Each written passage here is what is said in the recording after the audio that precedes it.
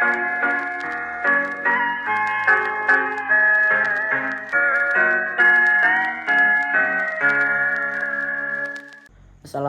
warahmatullahi wabarakatuh. Om Swastiastu, Namo Buddhaya, salam kebajikan. Saya Givari Rizal Priandika dari kelas 11 DPIB 2 ingin menjelaskan bagaimana kronologi Jepang menduduki bangsa Indonesia. Sejarah awal masuknya Jepang ke Indonesia dimulai dari pasukan Jepang berhasil menyerang Pearl Harbor milik Angkatan Laut AS.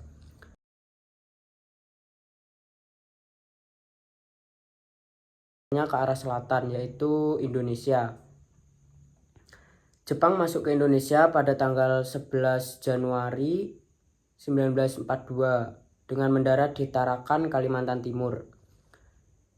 Setelah itu, Jepang memperluas kekuasaannya seperti Balikpapan pada 24 Januari 1942, Pontianak pada 29 Januari 1942, Samarinda pada 3 Februari 1942, Banjarmasin pada 10 Februari 1942, Ambon pada 4 Februari 1942, dan Palembang pada 16 Februari 1942.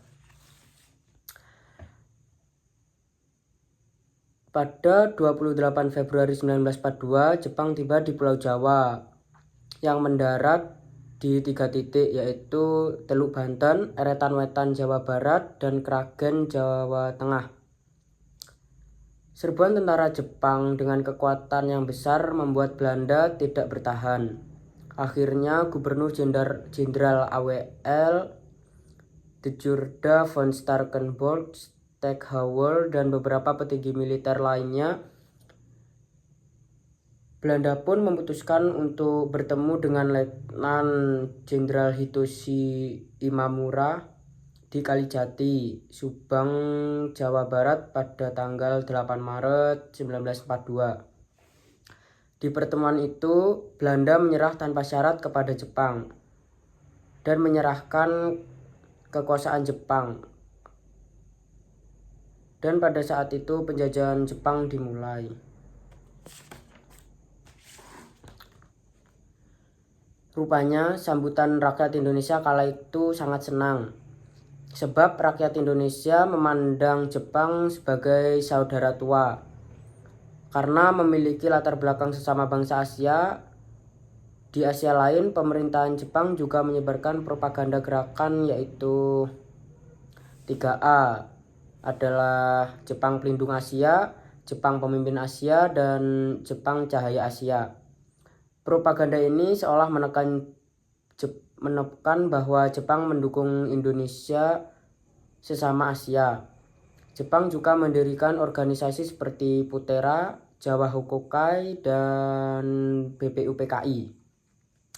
Serbuan sekutu di Hindia Belanda pada 1944, Jepang mulai kewalahan menghadapi serbuan tentara sekutu di wilayah Hindia Belanda. Sekutu menjatuhkan bom di wilayah paling barat Indonesia, yakni Subang, Aceh pada 19 Juli 1944. 3 hari kemudian, pada tanggal 22 April 1944, Sekutu berhasil menguasai Hollandia atau Jayapura. Pada 17 Mei 1944, Sekutu melancarkan serangan udara di Surabaya. Serbuan itu berlanjut dengan mendaratnya tentara Amerika di Biak pada 21 Mei 1944. Pada 4 Juni 1944, Jepang sempat melakukan serangan balik. Namun serangan itu berhasil dihalau oleh tentara Amerika dan mengusir pasukan Nippon pada September 1944. Sekutu juga melancarkan serangan udara di Palembang pada 11 Agustus 1944. 28 Agustus 1944, Sekutu berhasil meluluhlantahkan Ambon dengan serangan udara. 15 September 1944, Sekutu menyerbu Morotai, Halmahera. Kemudian pada Oktober 1944, tentara Australia melancarkan serangan bom ke Balikpapan. Serangan bertubi-tubi dilancarkan sekutu di sepanjang tahun 1944, membuat militer Jepang di Indonesia sangat kewalahan. Kondisi Jepang yang terdesak oleh serangan sekutu diperburuk dengan perlawanan dan pemberontakan rakyat Indonesia.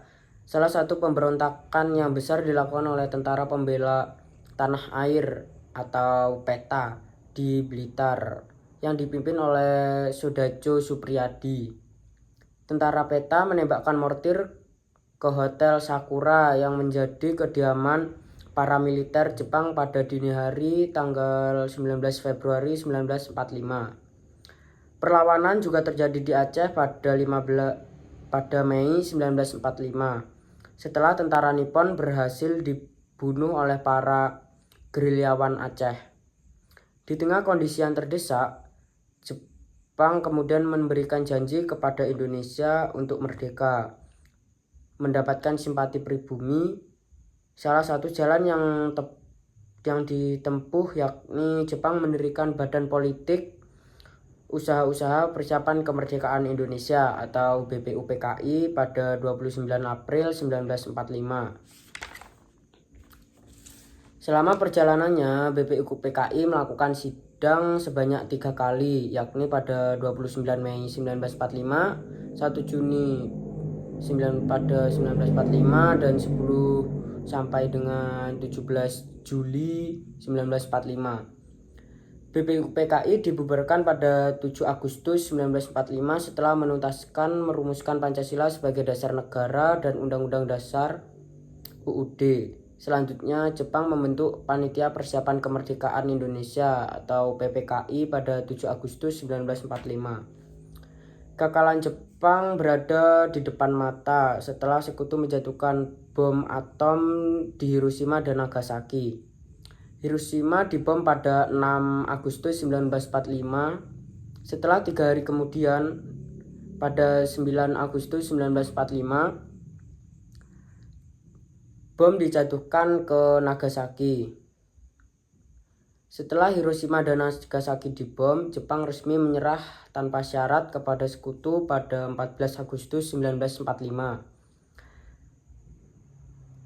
Pernyataan itu disampaikan oleh Kaisar Hirohito melalui siaran radio nasional pada 15 Agustus 1945.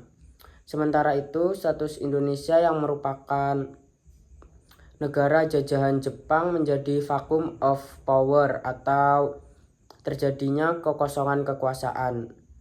Jepang sebenarnya tidak ingin berita itu terdengar oleh Indonesia.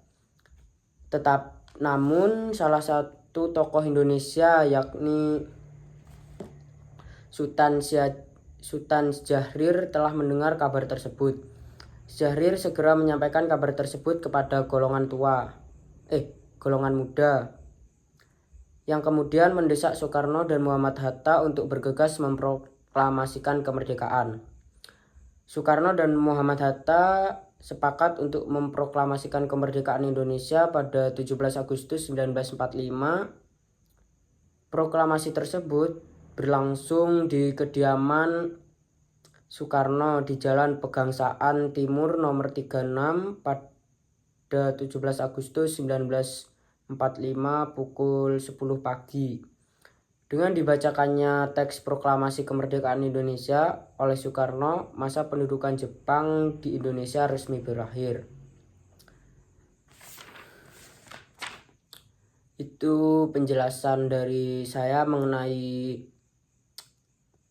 kronologi masuknya Jepang ke Indonesia.